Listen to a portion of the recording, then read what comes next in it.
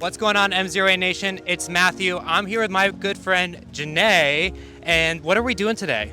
Well, today we have our scouts here. We're a scout troop in Central Florida, and we're working on our aviation merit badge. Can you tell me a little bit more about that? Sure. The aviation merit badge has 5 components to it. The first one is sort of history, background, how it works, how Yeah. an airplane works. They had to do some research on that. The second one, they are going to actually build and fly some balsam wood airplanes.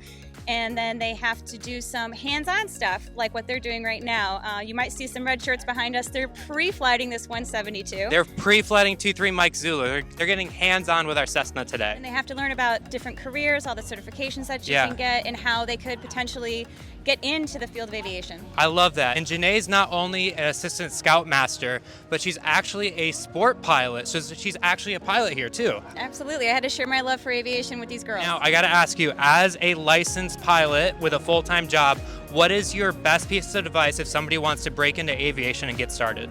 Well, I grew up around aviation, so I knew I always wanted to get into it somehow and get a certificate or a license at some point. So for me, the sport pilot worked really well. I know my learning style, I'm a visual learner. For me, it was the videos, getting to watch the videos, see it, and watch, people physically in the plane, see how they maneuver the instruments and, and the controls, and to see it actually learn it faster. Yeah, visualizing everything definitely helps. So I'm glad our videos at M0A were able to help you get your license and absolutely teach the next generation of pilots how to become pilots. Yeah.